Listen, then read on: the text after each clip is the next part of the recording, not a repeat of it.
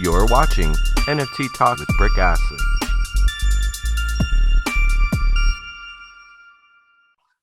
GM, welcome to NFT Talk. I'm your host, Brick Astley. The purpose of this talk show is to talk one-on-one art on exchange art.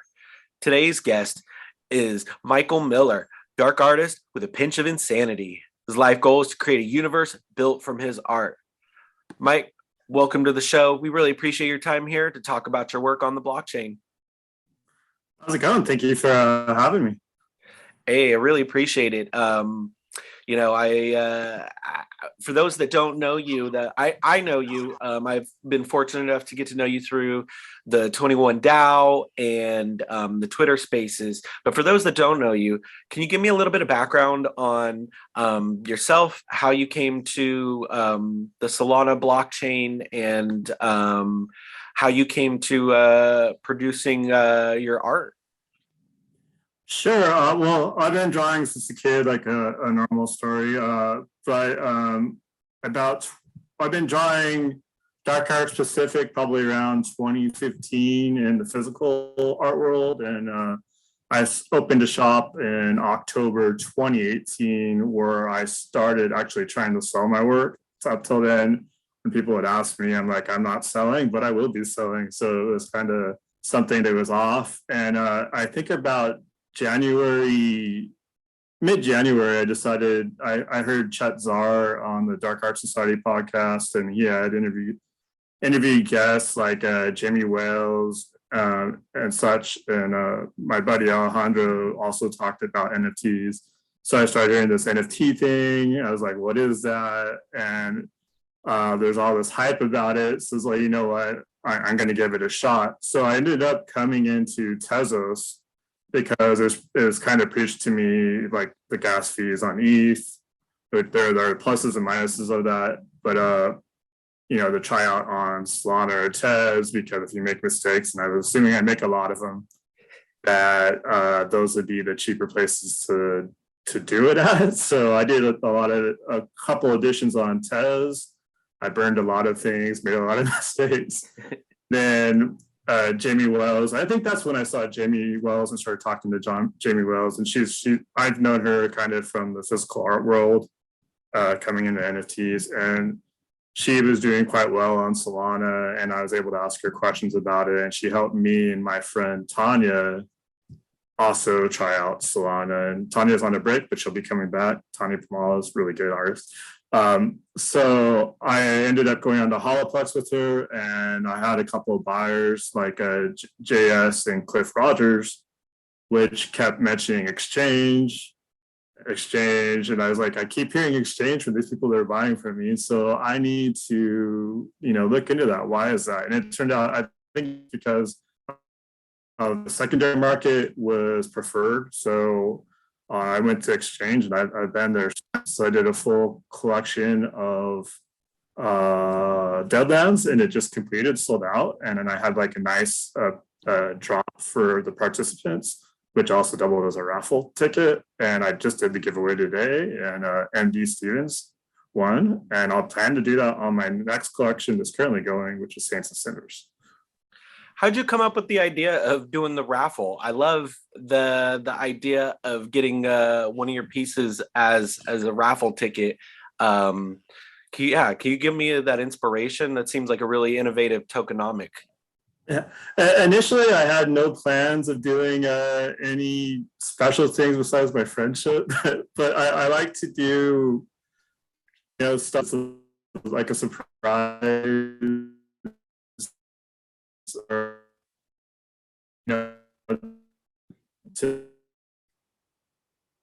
do additional awards, not because I have to, because I want to. Destroyed, and that's your sell tickets. And did I rug? Yeah, there was some ruggage on that answer.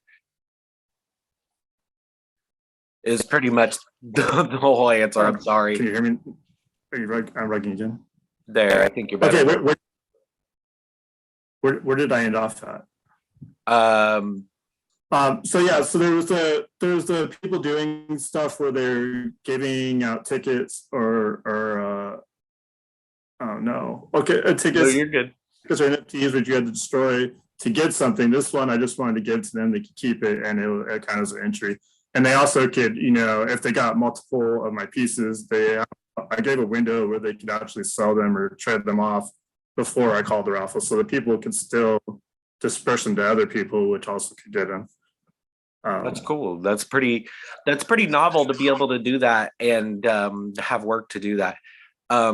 So let's talk about like the inspiration, like going into dark art. What about it calls to you? Because I know you said you kind of started dabbling a little more into the dark art like 2015.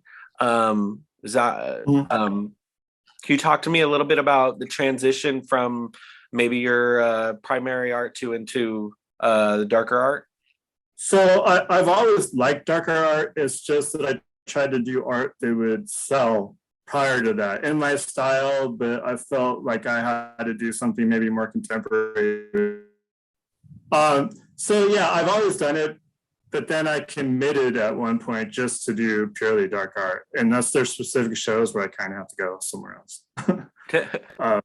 So I always a big horror fan, and I love horror. I watch pretty much any horror film, and it's just my passion. It's always been there. I can see, different horror movie elements in there, and I really love all the details that you get into. Can you talk to me about your process? These are physicals that you do, and then how do you come up with the concepts? Do you just have them in your brain and then start sketching them out? Okay, there's a mixture. Some of them I will draw directly to the page, and I'm coming up with them on the fly. And then some are still kind of like that. Am I still good? Okay. Yeah. So I have some sketches that I did a while ago, and some of those I'll refer to, which will come up in my study section on my exchange. But I refer to them and done a new version of them. But most of them come from my head. I do reference some things I don't understand how to draw, like fans or maybe some trees or something, but I try to come up with the people without having a reference for their face. Like I have like this, it's not that easy to see, but this is based off Edgar Allan Poe, and I did a large piece a while back, and this is the new version. It's actually coming out in my Saints and Sinners eventually, and it was based off the Black Cat, which is in that one. It's the wife and the cat in the wall. Okay. I'm going to draw his attention, but I try to change it to him, and he has got cat eyes, and he's in the wall. Oh, that's cool with the cat eyes there with Poe. That's awesome. I love it. I love how you're doing a call out to him because, he's considered, a dark artist himself. Mm-hmm. Well, yeah, because I have it because the same center. So basically with all my collections, I'm going to be building a dark art world. Saints and Sinners was a departure from that. It's going to be using the pieces that I've drawn for physical shows, which I don't really want to fit into my dark art world. So like Frida and certain movie references, I don't feel right putting that into my universe. So, but I still think they're good enough and in my style that I can put them out to the world in that way. Oh yeah, I like how you separate that then. So then that way it's just, here's some cultural references within my style, but then here with like Deadlands and Tainted Towers, you have your own unique world that you're creating. And I try to, not all of my pieces have physicals because I participate in physical shows, which they might sell. They all have NFTs, and I'll be very transparent with if it has a physical unlock or not. It's usually in my post, and I try to put in the comments of the auction itself. And I also, within each of my pieces, I can't show it, but there's a certain symbol hidden within each of them, which you could look for. It's like 2 points, and it comes down to a circle. And I try to hide it within each, or it's very obvious within each of my artworks, with the exception of one, I believe, and some of the older ones. Now I'm gonna try to be looking for the. Yeah. Some people enjoy it. I was inspired by I think it's called David Winters or Jonathan Winters. It's an old cottage that artists used to make, where he hid little mice on each of the sculptures, and you get to search for them. So it's like a little fun side thing you could do. That's cool. There's a utility. It's a go look for the hidden pieces within. I was fortunate enough to win the auction on Parasol. I'm a big fan of this one. It gives me aliens vibes, like xenomorphs, like kind of like the face hugger. It also gives me like arachnophobia vibes, but then it's also got like this jellyfish like umbrella that like with like these like tentacles that are flowing in the wind. So it's like a kind of like a combination of all those. That's kind of what I was viewing in there. But can you give me a little bit of the backstory on this one? So I'm a big fan of Beksinski. I believe he's a Polish dark artist, or I don't know if he even called himself a dark artist, but back in the day. And I was flipping through his book, and I don't have the image with me, but he did an umbrella. It doesn't look anything like that, but it was like an umbrella in his style. So I flipped through, looked at it. I was like, you know what? I'm going to try to make it something that looks like an umbrella, but a creature. So you'll see that's why it's called Parasol, but it's got the umbrella top with the teeth going up the side, and then it's got like the jellyfish type tentacles coming off of it, and then like almost like a praying mantis type body where it could, you know, like snatch something. And they're going to be like, they're more like one of the creatures that inhabit the Deadlands terrain. So they'll be floating around here and there, and so that's cool. No, thank you for that. I see the praying mantis in there. Can you talk to me a little bit about your expanded universe then? Sure. So since I saw like what was happening with the Conjuring movie series and even Marvel, I thought it was really awesome how they were overlapping and connecting and building this big universe. And even my buddy Chet Zar, he did a book, and he just made one and released it of his version of the universe. I wanted to do it in the back of my mind, but I think it's especially The Conjuring got me onto it. So right now, all my pieces, if you think as you dump a puzzle out and you find a little bit of the border here and you find a little bit of something that matches over here, that's kind of how my universe is. It's not connected yet. It's all over. So since I saw those, I'm actively trying to put like maybe a mountain that's in another piece behind one of my characters, or one of my characters behind another one of the characters, to start linking them together.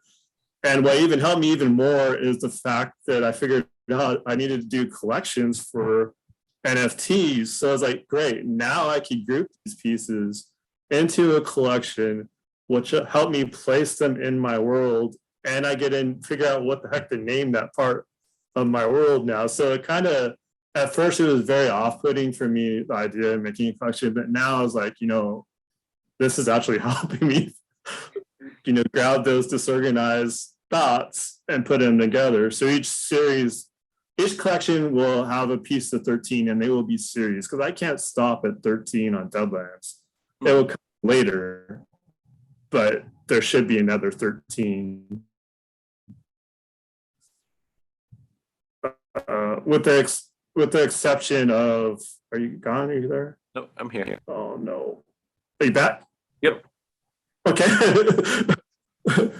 With the exception of the studies and airdrops, each collection should be 13. They might have another series coming later down the road. So right now is my second series. I'm already halfway through the third, and then I have little pieces of ones going on, but I have to build up to the 13. So while one's going, I'll be drawing the remainder of the pieces for the next one. And I want to be 2 collections ahead, ideally. That's smart and strategic to have the collections being built and staggered onto each other, so that way you're able to have continual leak on the faucet there. No, thank you so much. I really appreciate your time talking about your work today. Before we wrap things up, do you have any final closing thoughts for our audience? Anything you'd like to call out for them? Not totally. I mean, I just want to say I really appreciate your help, and you're great helping me get into the space. And I think the organization you were with, 21 Dallas, is wonderful and a great asset to the community. And I encourage everybody to go visit them as well. I rather promote other people than myself. So, and I thank you for this interview, and it's been wonderful. Hey, no, we thank you, Exchange Art, and I thank you for making Exchange Art your home here on Solana. And yes, the 21 DAO is a fantastic organization to get involved with. If you're interested in getting involved in the Solana ecosystem, there's a lot of really great educational tools there, and that's how we make friendships here. Now we've become friends, and now I'm also a collector of yours. So very grateful to make that connection and to add that to my collection. With that in mind, be kind to yourselves, be kind to others, and be kind to Mother Earth, and always have a GM.